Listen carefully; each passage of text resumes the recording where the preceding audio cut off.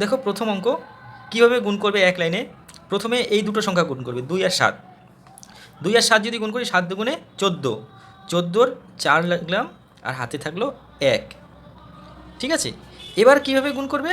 এবার এই 4 আর 7 গুণ করবে, এইদিকে 2 আর 3 গুণ করবে, গুণফল দুটাকে যোগ করবে। তাহলে দেখো 4 আর 7 যদি গুণ করি 4 7 28, আর 3 আর 2 যদি গুণ করি 3 দুগুণে 6, 28 আর 6 হয়ে গেল 34। তার সঙ্গে যদি 1 যোগ করি হয়ে গেল 35। তো সেই 35-এর 5 লিখব, হাতে থাকলো 3। এবার এই দুটো গুণ করব, 3 4 12, আর এই যে হাতে 3 আছে, 12 আর 3 15। বুঝতে পারলে এক লাইনে কত সহজে হয়ে গেল অঙ্কটা? যদি বুঝতে পেরেছো দেখো তারপরটা এটা আরও সোজা হয়ে যাবে। এটা যদি গুণ করি তাহলে 5 দুগুণে 10, 10-এর 0, হাতে থাকলো 1।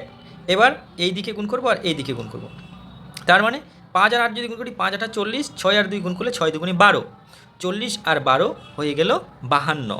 আর এই যে হাতে 1 ছিল, 52 আর 1 53, 53 3, হাতে থাকলো 5। এবার এই দুটো গুণ করব, 6 8 48, 48 আর 5 53, হয়ে গেল 5330। ঠিক আছে, এবার এটা আর একটু কম সময় করার চেষ্টা করি। কীভাবে করব? 3 8 24, 24-এর 4, হাতে থাকলো 2, 8 দুগুণে 16 আর 3 7 21, 16 আর 21 যদি যোগ করি তাহলে হয়ে গেল 37, আর 2-এ 39, 39-এর 9, হাতে থাকলো 3, 7 দুগুণে 14 আর 3-এ 17, হয়ে গেল কত সহজে। এটা যদি গুণ করি 3 দুগুণে 6, হাতে কিছু নেই, 5 দুগুণে 10 আর 3 6 18, 18 আর 10 28, 28-এর 8, হাতে থাকলো 2, 5 6 30 আর 2 32।